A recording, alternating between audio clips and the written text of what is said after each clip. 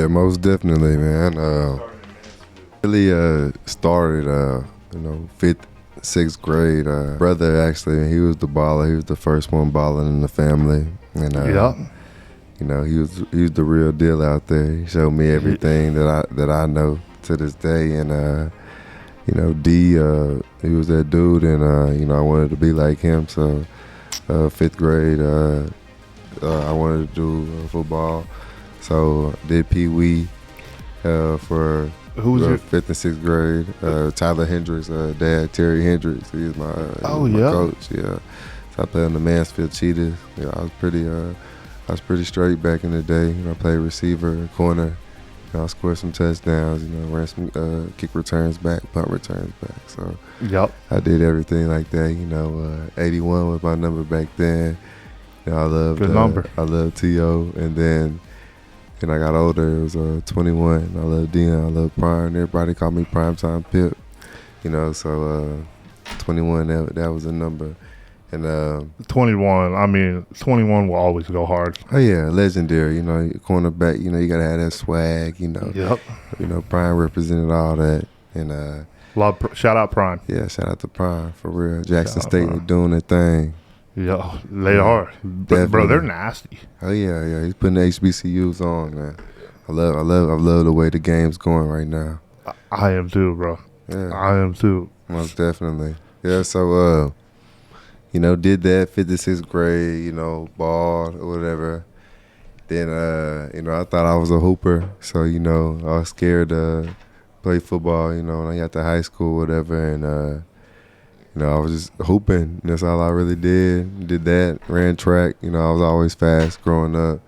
So, Yep. He wanted me on the track team. Football coaches told me to run track. And I didn't play football. They told me to come run track.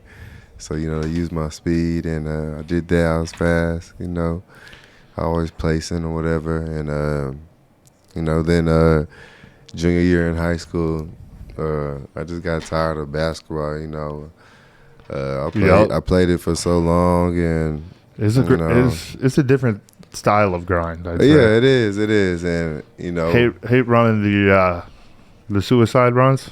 yeah, Whew, yeah. don't miss those. Yeah, it's a different type of cardio for sure. It is way different. I like grass. Yeah, so me and the coach, we didn't see eye to eye, and one time, and Yep. we just This happens.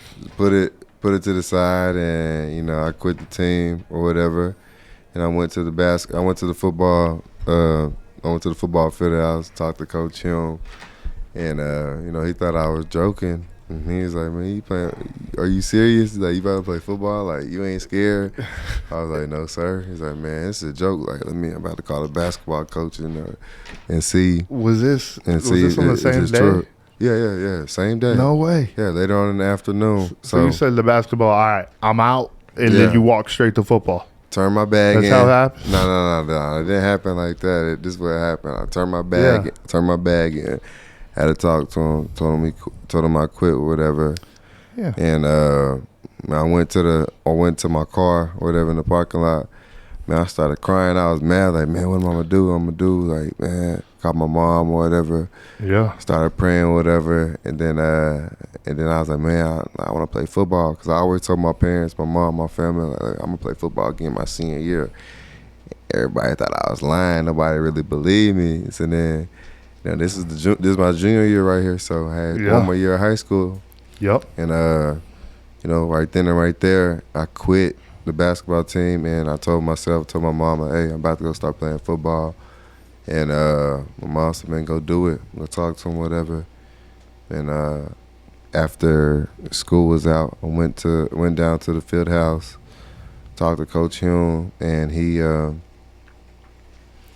went to go talk to the basketball coach or whatever, and they talked, and he said, come the next day, come tomorrow, we're gonna start workouts. So he's like, man, I'm gonna tell you right now.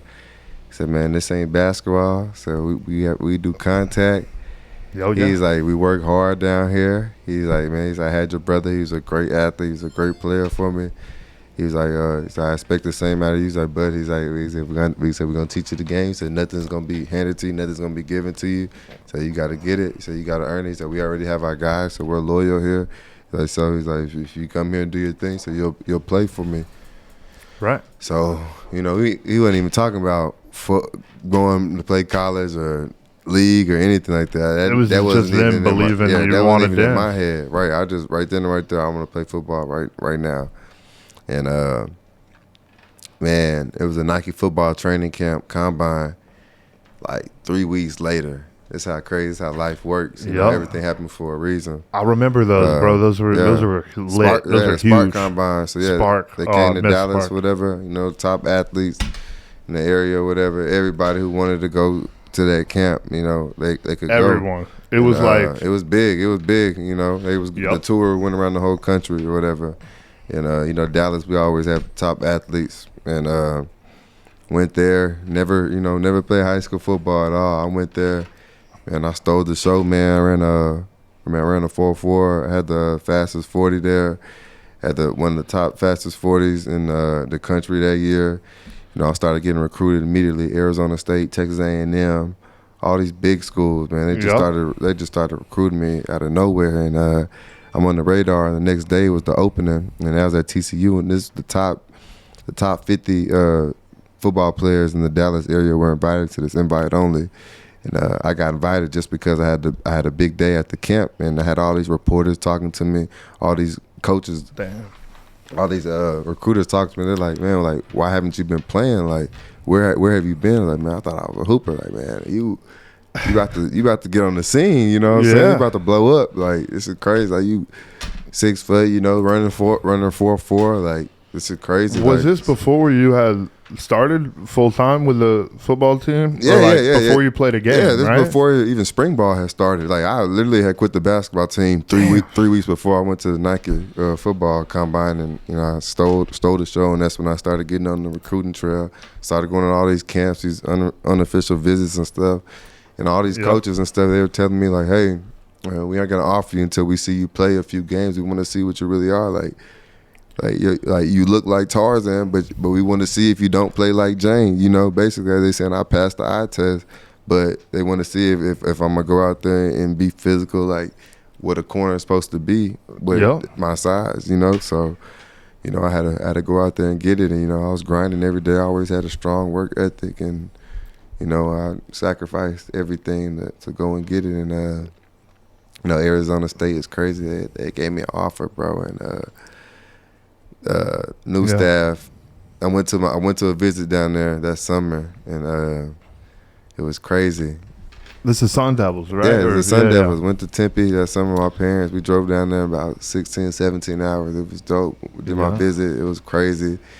I mean, I would love did to the tour. Go man, it was dope, man. It was beautiful. One of the most beautiful places still to this day. I love Arizona to this day still. And you know, I thought I was going to be a Sun Devil, you know, and then that year, you know, they had a super squad. They had Osweiler, you know, Vontaze Burfict, Omar Bolden. They had a squad, you know.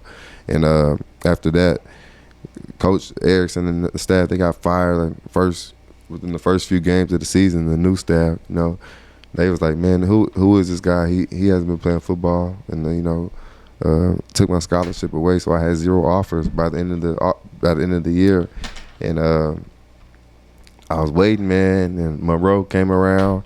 I started sending my film to every school in the country, bro. Like I made my own huddle, I made my own highlight tape. I did everything myself, bro. Like I was grinding. I really wanted to go D1, so I didn't have any offers then.